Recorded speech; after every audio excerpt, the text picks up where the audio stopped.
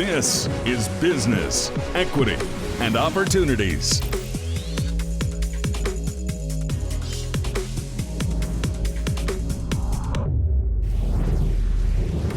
Welcome to Wish TV's Business, Equity, and Opportunities. I'm Scott Sander. As part of Circle City Broadcasting's commitment to diversity, equity, and inclusion, this show speaks directly to entrepreneurs to help educate, inform, and provide necessary information to develop the skills needed to start and run a successful small business. Here, the information is coming directly from successful business owners and community leaders who've each been through the processes and know the joys and pitfalls that you will encounter along the way. And they all have a vested interest in this, our community. By sharing their wisdom, they hope to grow the local business community and make it stronger. We strive to provide current information focused on diversity, equity, and opportunities. Each of the show's 7 segments are designed to cover the important and, frankly, frequently misunderstood topics you will face when starting a small business. You can watch every week right here or catch the live stream on wishtv.com. You can also access all of our content on demand and share it anytime at beoshow.com. Our site is continuing to grow in content, and as the weeks progress, you'll find new content and additional resource information. Coming up on today's Business, Equity, and Opportunities. Many businesses know the value of giving back to their communities. We talked to the organizers of this year's Indy Pride to find out how they're connecting with and showcasing local businesses. We focus on logistics companies in our industry focus.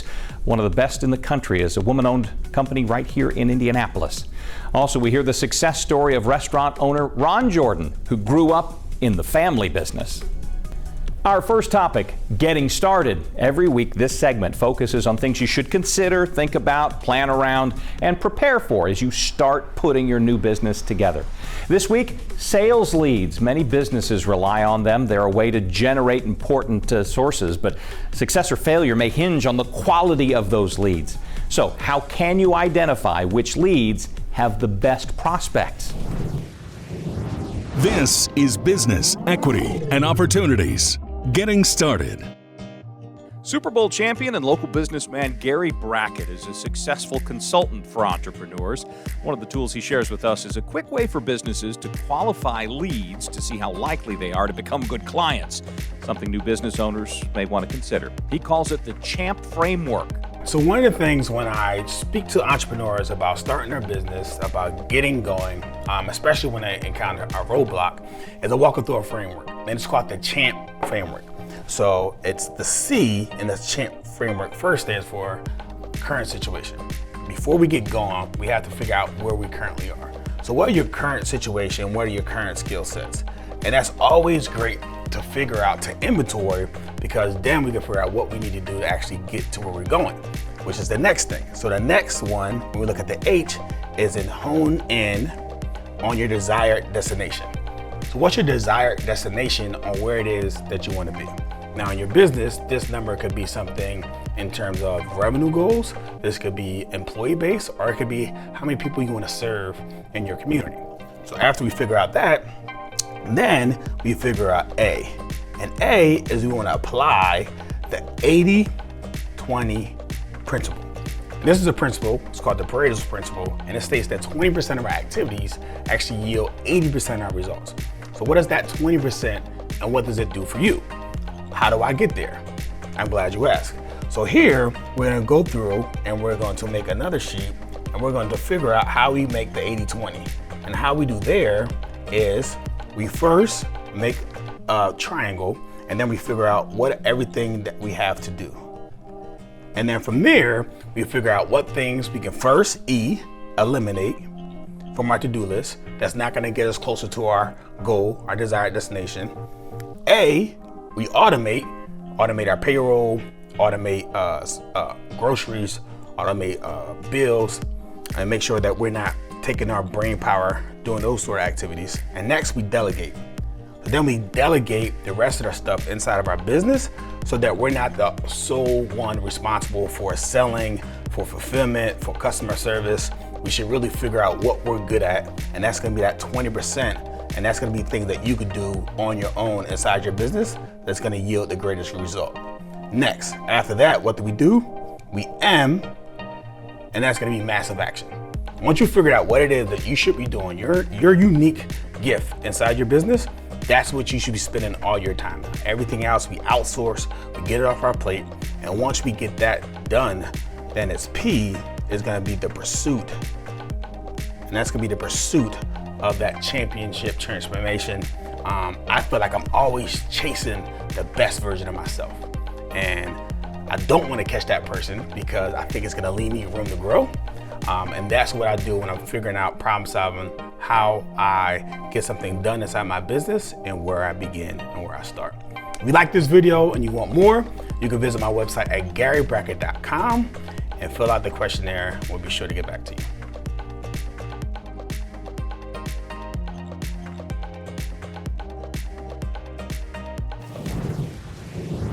Why considering an angel investor might be a good option for you in access to capital. And our industry focus this week, business owner Kathy Langham explains the continually changing landscape of the logistics business.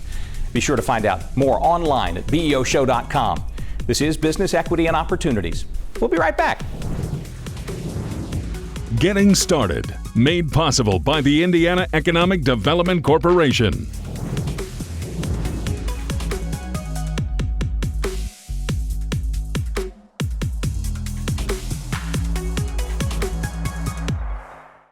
This is Business, Equity, and Opportunities.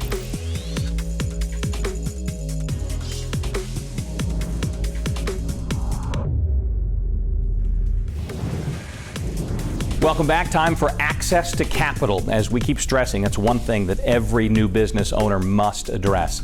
Over the course of this show, contributors will talk about many options for finding much needed money in both traditional ways and those that are less conventional, like angel investors. Finding the right one can take a while and certainly be difficult. Those who know, though, tell us it takes time and connections. This is Business, Equity, and Opportunities. Access to capital. Angel investors can be another source for funding a new business. Matthew Murphy III, founder of Emboss Partners, explains more about getting access to capital from angel investors. So, what are some of the most important steps you need to take to get the attention of angel investors? Matthew explains more. In a nutshell, a typical angel investor is someone who has started and or run businesses in their careers, typically, and they're typically successful business people who have amassed some level of wealth from that activity of their business operations and ownership, and who are passionate about assisting businesses to grow.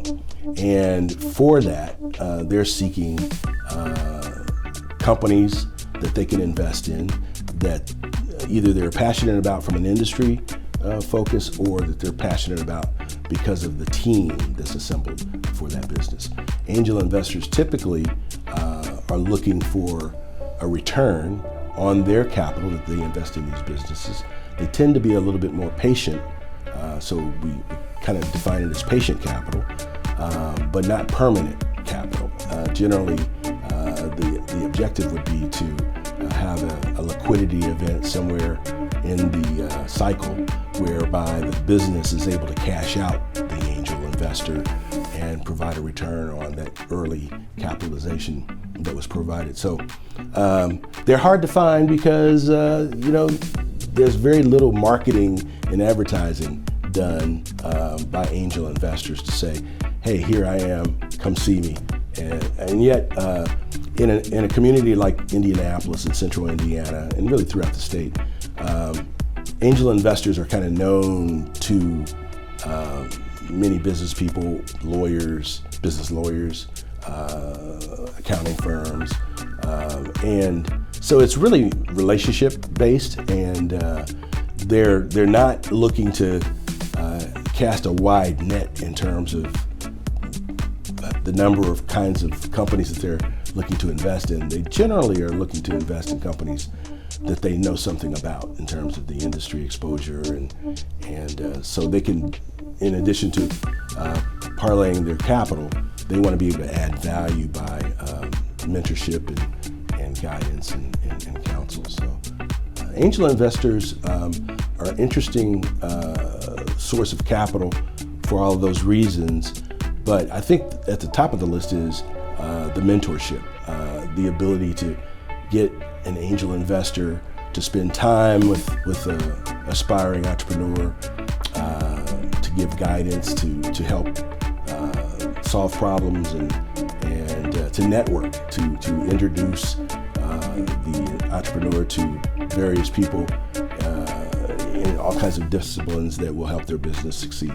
It's an art, not science. I think it's networking. I think it's attending conferences and seminars, and I think it's going to the economic club and listening to the speakers, and then networking with those folks at your table or at other tables, and attending some of the wonderful not-for-profit organization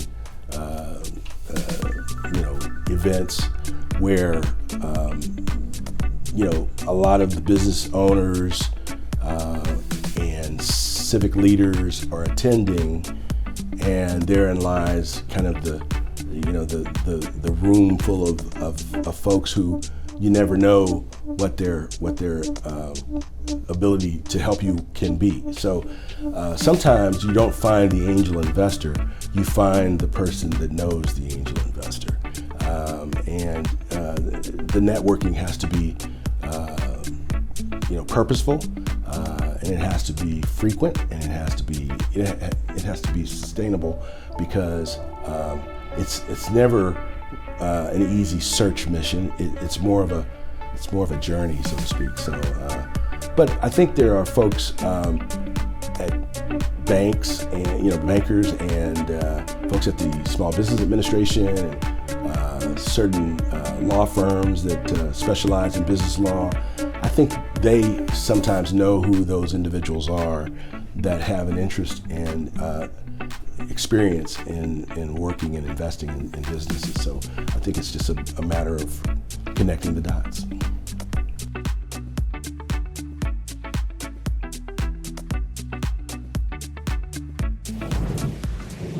Coming up, we look at opportunities for small businesses to get involved in local events that are good for business and good for the community.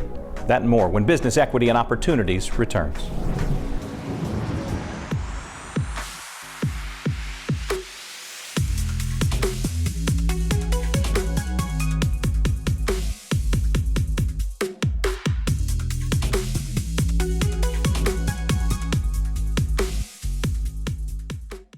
This is Business, Equity, and Opportunities.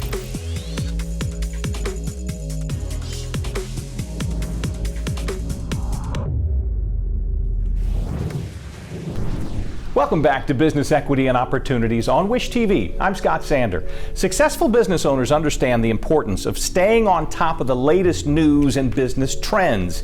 In This Week in Business, we have a special guest. Shelly Snyder joins us, Executive Director of Indy Pride. We're in July, coming off a big June. How did it go? It was so amazing, Scott. We had more than 60,000 people come to our parade and 35,000 people come to our festival this year. We were just overjoyed with the show of support we saw. Much like the small business owners who will be watching this, you all have had to deal with a couple of years of craziness because of the pandemic. How have you bounced back? How have you dealt with all that? Yes. So for 2 years, we were not able to have a festival or parade, actually any in-person events. The 2019 was the last time we were able to come together for the parade and festival.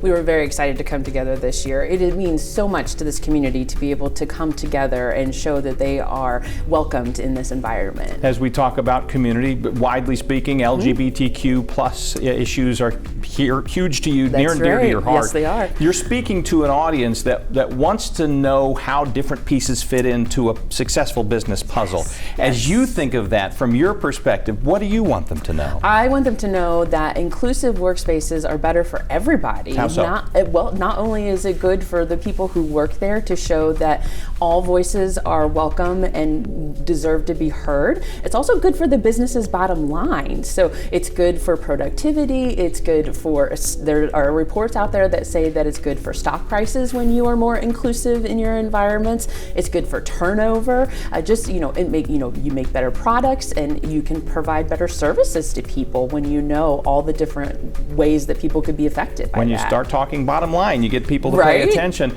Let's take this in a few pieces. The customer side of all of this. Yes. There is a community out there that will need goods and services. That's right. What does a business owner need to do to say, hey, listen, we're welcome to all? Yes, so it's not just about slapping a rainbow logo on your website. It is way more than that. So you want to make sure that you have inclusive practices within your organization. So just merely having an LGBTQ plus anti-discrimination policy in your organization will make those employees feel more welcome.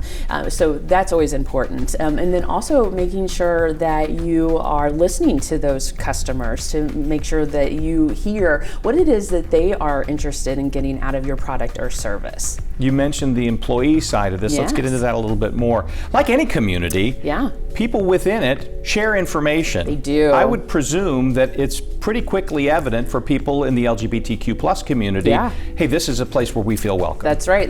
Yes, so word of mouth is definitely important. There's also a really neat tool for some of the larger businesses that is produced by the Human Rights Campaign called the Corporate Equality Index. And this is where annually they will go and they will investigate organizations in the top 500, and they will see if they have anti-discrimination policies, if they have good insurance for their trans individuals, if they have made a public statement in support of LGBTQ plus individuals. And then they get a rating based on all of those things. And then every year they get rated again, and you can see that organizations that get a higher rating the next year on the Corporate Equality Index actually do better profit-wise the next year. Again, talking bottom line, I guess as we draw short on time today, I know you have much more in terms of thoughts. If people want to reach out either to you or Indie Pride or any organization you think would be helpful, what would you say? Yes, I would say totally reach out to me. I'm happy to be the conduit for those conversations. IndiePride.org is our website,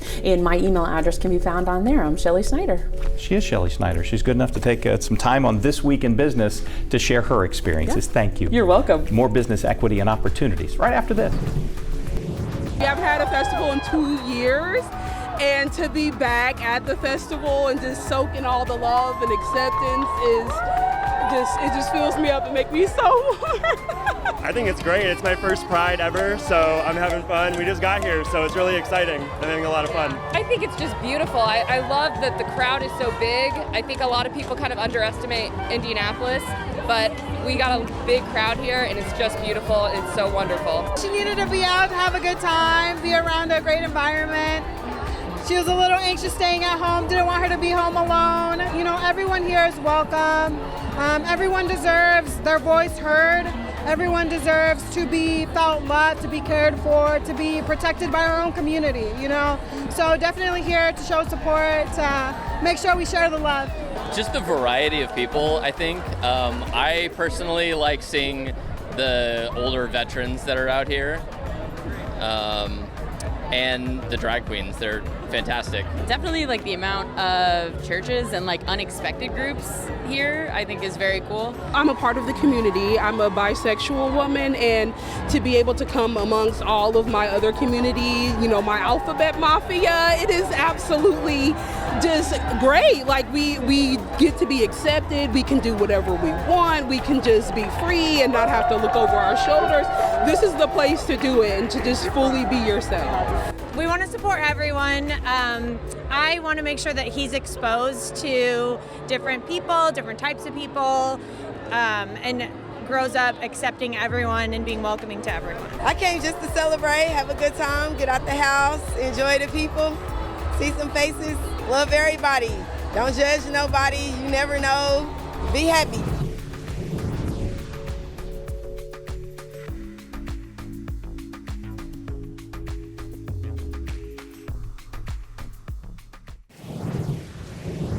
When we come back, one of the most important areas that every business must get a handle on, accounting and bookkeeping. You must know your numbers to succeed and practice good banking habits.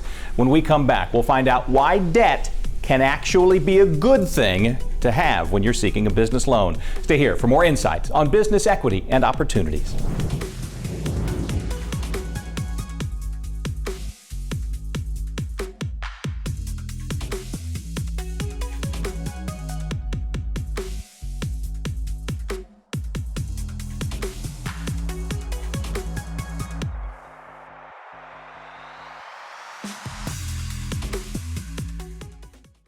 This is Business, Equity, and Opportunities.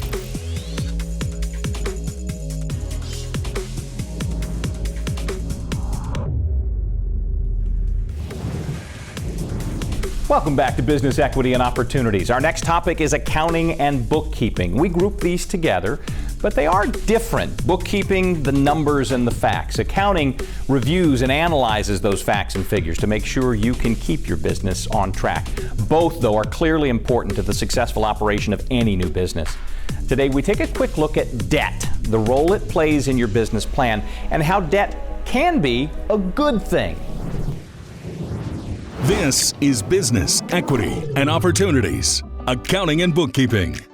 Marshawn Wally, President and CEO for Black Onyx Management, explains why debt can be a good thing and with proper management can increase your assets and make it easier to get a business loan. Only 1% of Black entrepreneurs will pursue a business loan in their first year. And that's really concerning because you really need capital to grow your business. So I know for me personally, it's been very important for me to be able to access financial products like business lines of credit and credit cards and things of that nature, because you just need those resources to get a business off the ground. And so that's something that I think is important and something that we need to be thinking about as a community.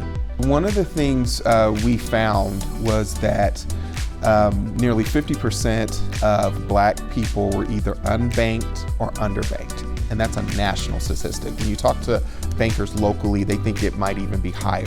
What that means is you have weak relationships with financial institutions, and that has an impact on the ability to even, seek financial education because you don't know the questions that you should be asking. Part of this is connected to low home ownership rates, low business formation rates as well, and so there's just less of a need to actually ask for other things other than deposits. The other thing that we learned is that there's just weak banking relationships within the Black community in general. An FDIC study found that roughly 50% of Black people are either unbanked or underbanked nationally. We think that number might be even higher locally. One of the things that people don't realize is that debt is actually good for you. I had a chance to study business at the Kelley School of Business when I got my MBA, and one of the things they taught us in our corporate finance classes was that when you get a loan or you get credit, you're able to grow your business and you actually increase the value of your business.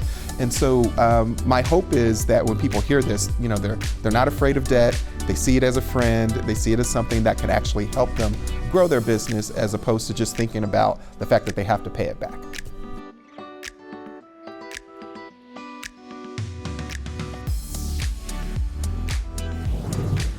I think the show is wonderful. The areas that you're studying and providing content are certainly the challenge areas.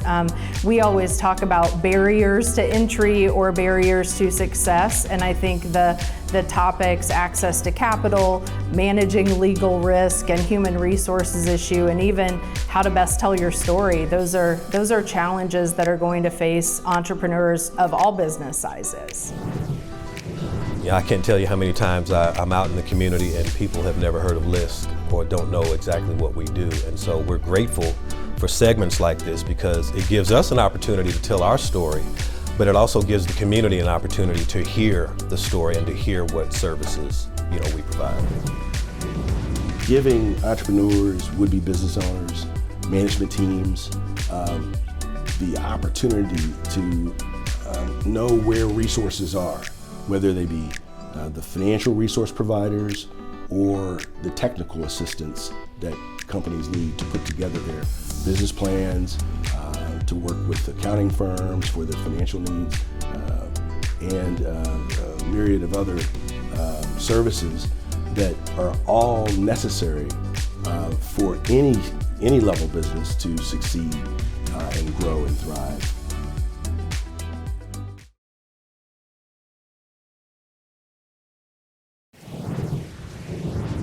Our thanks to Marshawn Wally for helping sort out one aspect of accounting and bookkeeping. He'll be back with us in the coming weeks to share more of his important insights. You're watching Wish TV's Business, Equity, and Opportunities, our new show designed for people who are interested in starting their own small business. For more information on all of our topics, check out our website. It's beoshow.com. You can access all of our segments and resources on demand. Also, be sure to sign up for our Business, Equity, and Opportunities newsletter. When we come back, Scott Jones walks us through cybersecurity threats and whether there's anything you can do about them. Stick around.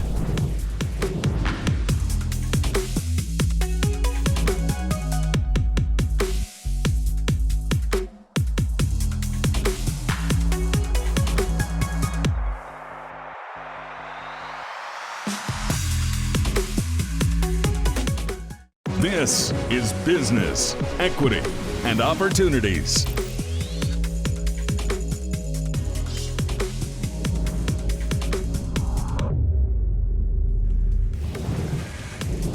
Welcome back to Business, Equity, and Opportunities. We've talked about getting your business started, accessing capital, some ways you can learn more about the tech side of your company. Now we turn our attention to running your business day to day. If you're starting a new business, you may be concerned about cybersecurity. It's clear there have been threats, small and large, to all sorts of businesses. To help you sort through the dangers, we turn to an expert in the field of cybersecurity. This is Business, Equity, and Opportunities. Running your business day to day. Scott Jones is the founder and president of the 1150 Academy, a nonprofit that focuses on software development, learning, specializes in cybersecurity. In fact, the cybersecurity program includes training in both attack and defense on a military-grade training range. Every business is in the business of tech, even agriculture, logistics, healthcare, manufacturing, advanced manufacturing. Tech is a component of everything. What company does not have a website? Small or large, you don't exist if you don't have a website. What company doesn't have to worry about cybersecurity? Every company has to worry about cybersecurity today. It's a big deal. And there are other areas that the Academy is expanding upon.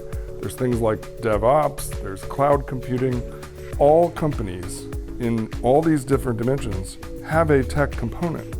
Now that doesn't mean everybody there is doing tech, but if you know the language of tech, you're likely to be doing your job a whole lot better, and you're likely to earn a lot more income if you know tech. And so when we teach, we don't expect everybody to walk out of here and spend the rest of their lives coding. But if they know what coding is and understand the implications of what you can do and what you can build with coding and with cybersecurity and IT, it gives you many more dimensions of what you can do in your career. And if you're building a company, which is what I've spent my career doing, is building companies, it allows you to see things that others don't see. Yeah, cybersecurity is upon us, right? And we've been seeing it in the headlines. You know, we wake up to headlines almost every day. Social security numbers, passwords, and worse, there's even, water companies, electric companies being hit by this. Companies that are being held hostage, whole entire cities that are being held hostage with ransomware using Bitcoin or whatever. So those are the kinds of headlines we're seeing. It is estimated that practically every business will be hit somehow with a cybersecurity attack at some meaningful level. And it doesn't take much. It only takes, one chink in the armor for somebody to take a phishing email and click on the link and you're toast. Unless you've done your cybersecurity right, your defensive operations. So there's defense and there's offense. We have a multi-million-dollar cyber range here that lets our people go onto red team, blue team, and actually understand the details of both sides of the action and by the way, that action is it's illegal. You can't do the things we do in our walled garden or the SWAT team comes and knocks your door down, right? So this is like serious education about all the things that are happening behind those headlines. Like, how did it happen? How would you stop it from happening? Once it has happened, how do you fix it? That's what we teach. And the Academy, the invention of my invention of the Academy is world changing. And that's what I'm really focused on 100% right now. Now, there are some things coming down the road that have to do with nanotechnology. There's some aviation things. I used to have the Coca-Cola aerobatics team. I'm a helicopter pilot and a fixed wing pilot. So I've always had an interest in flight and nanotechnology from MIT and artificial intelligence. And also stem cell technology, which I have a company in that domain as well. So those are the places where my mind is playing, right? And at some point there'll be the right opportunities to go explore more.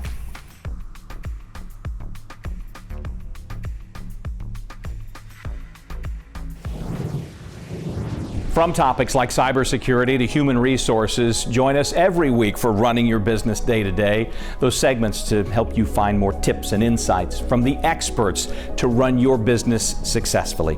Still to come, our industry focus looks at the ever-evolving world of logistics. We talked to the owner of one of Indiana's top logistics companies, Kathy Langham.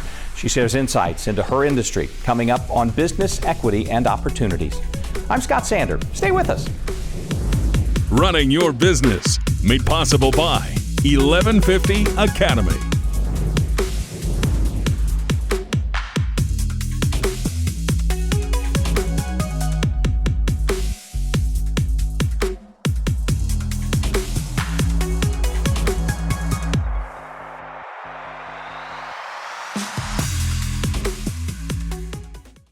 This is Business, Equity, and Opportunities.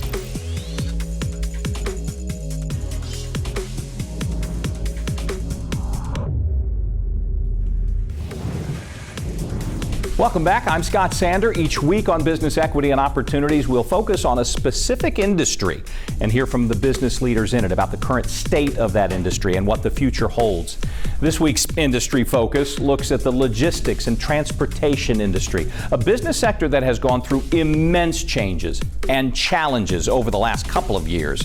And even now, with high fuel prices and new technologies, it's always evolving. This is Business, Equity, and Opportunities. Industry Focus. Kathy Langham is president and CEO of Langham Logistics, a woman-owned business that's an Indiana success story. She talks about the ever-changing landscape of the logistics business and where it's going from here.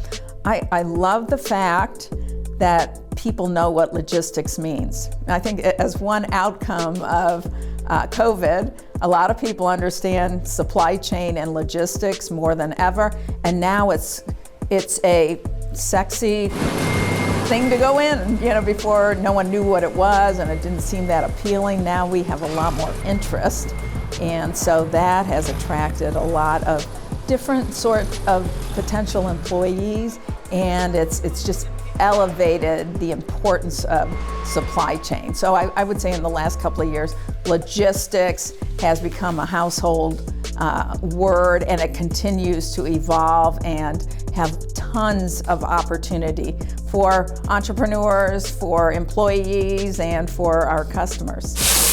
Langham focuses in 4 main industries: automotive, industrial products, food, and pharma. And we've done that for a long time.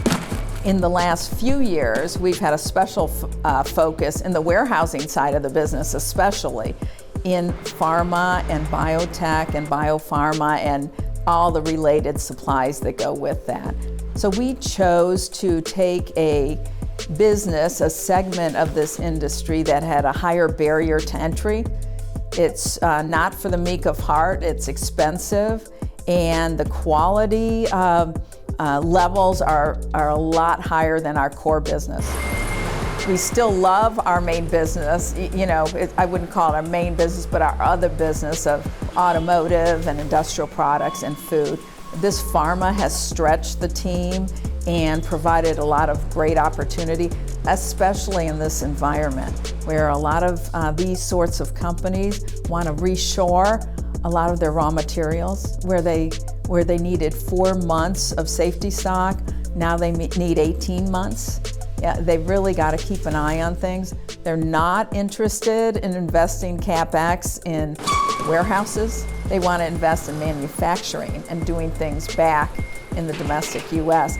They want a good partner that can do the warehousing and distribution and transportation.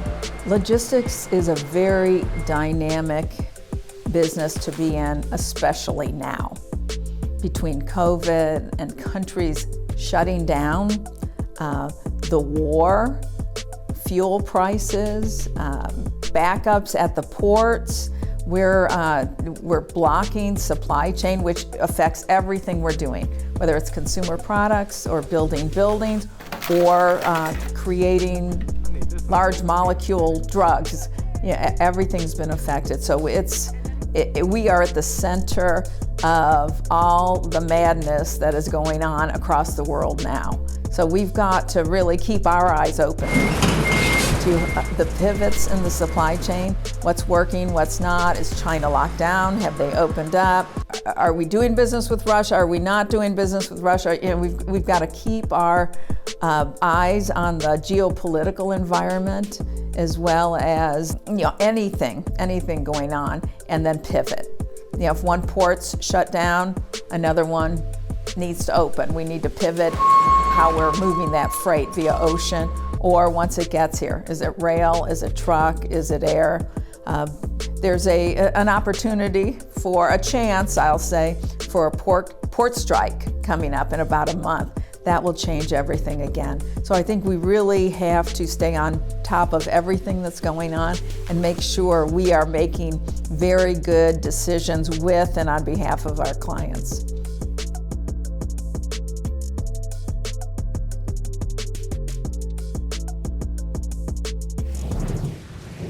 I really think the Business Equity Opportunity show is a great idea.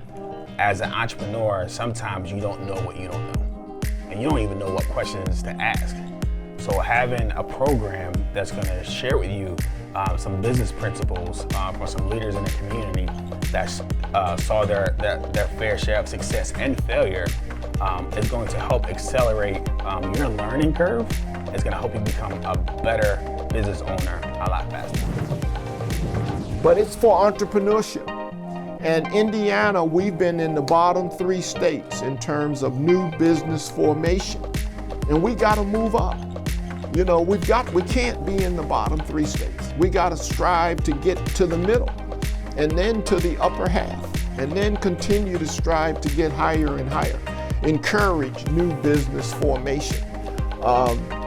Entrepreneurs like me, great, but we have to have more of it and work with and get the word out that these resources are there. And that's where you all come in. And you have mouthpieces like me. I'm happy to sit down with you, but many others as well. No one can do a better job getting the word out than you guys. When I heard about the program, I was really excited because it gives some visibility to the business community, the diverse business community, and some of the struggles, some of the opportunities. It highlights some very successful businesses that are not necessarily relying on, certification or goals from different corporations, but they actually have viable companies that can compete with other non-minority owned firms. And I think probably some of the businesses that you'll be speaking with, that will be very evident.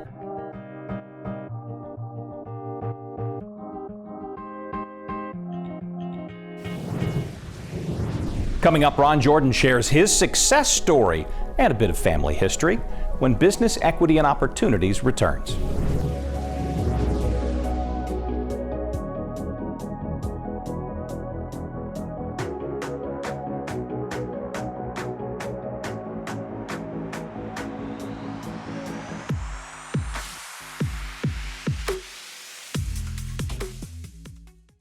This is Business, Equity, and Opportunities.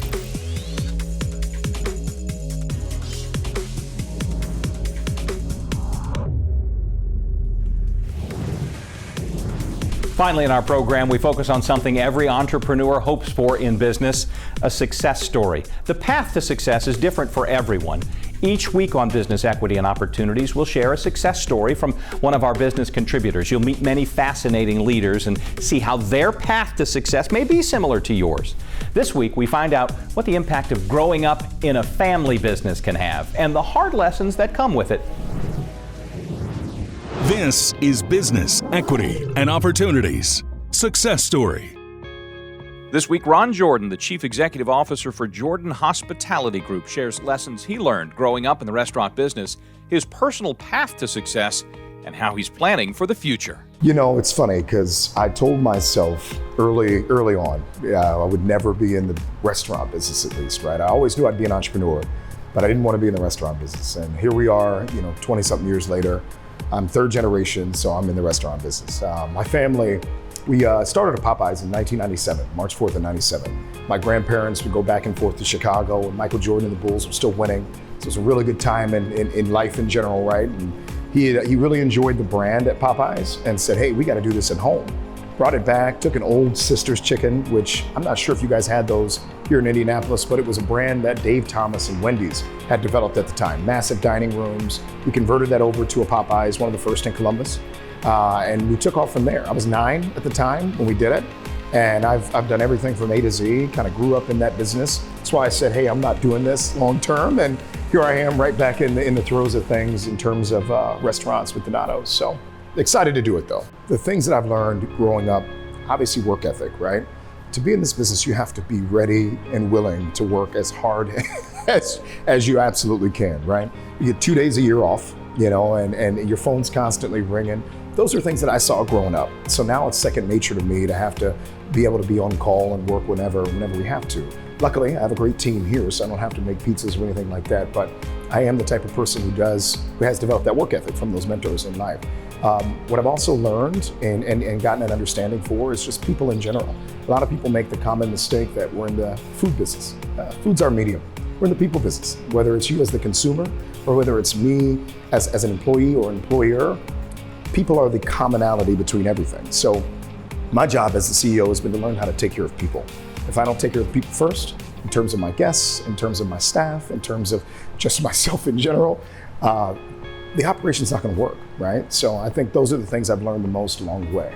If you're an entrepreneur, there's some dark times, right? And for me, my pivot moment was more recent than people would think. I was in an independent restaurant. And I tell you, that world is different, very different than fast casual and franchise. And that for me, getting through a pandemic where you can't control your costs, you can't control so many different variable factors within your business, really taught me that this may be the best world for me. So we were able to make that pivot coming out of COVID to get back to the fast casual space after we sold our Popeyes in 2020. Had 2 hard years of survival with headquarter, and then we were able to shut that down here recently and then still be able to roll with what we're doing here at Donato's. Every day there's a surprise, right? But is there anything that surprises me? No. I think what surprises me is people have, in my opinion, the propensity not to understand the cyclical nature of the business, right? It's all the same, and it's all going to continuously cycle, right?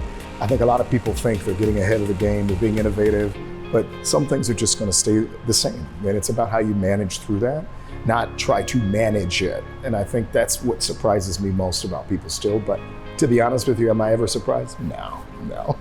Pretty much of the same, right? That's kind of how you look at it. So I'm partnered with Michael Red and a few other gentlemen on our cap table.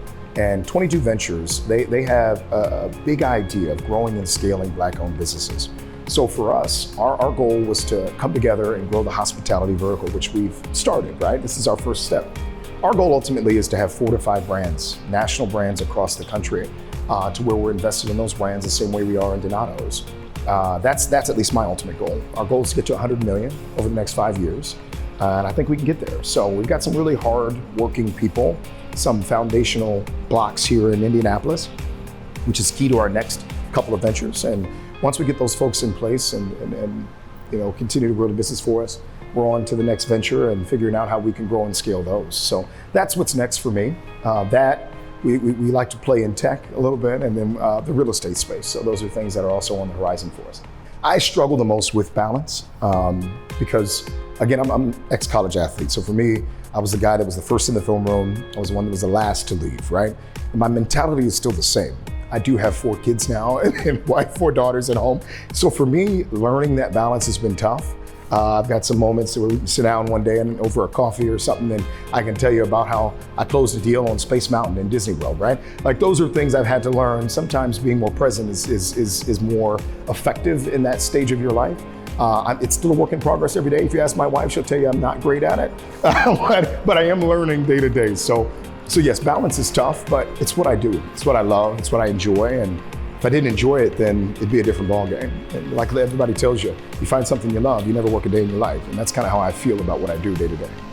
Understand what risk really means to you, right? I think a lot of people see the glitz and the glam of, being an entrepreneur, much like the owner of your station, right? Who's a great guy, gotten to meet. You see him and his success, right?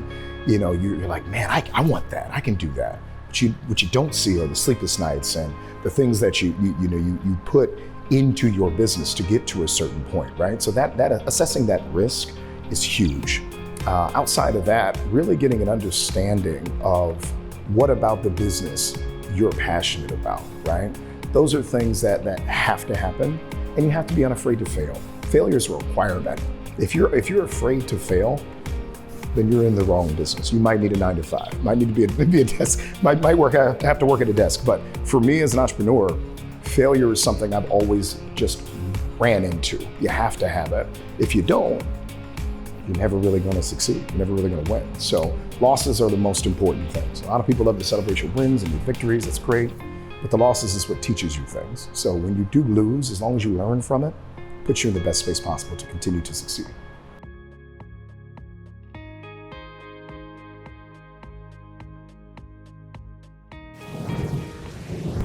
Our thanks to all our contributors for giving their time to help make this episode of Business Equity and Opportunities possible. We hope you found the information enlightening, useful, maybe inspiring, and be sure to watch every week right here. We also live stream this on wishtv.com, and you can access all of our content and share it on demand anytime at beoshow.com. Sign up for our new Business Equity and Opportunities newsletter and get more valuable, up-to-date information there. And join us again next week for more insights into the world of small business on Business Equity and Opportunities. I'm Scott Sander. Thanks for watching.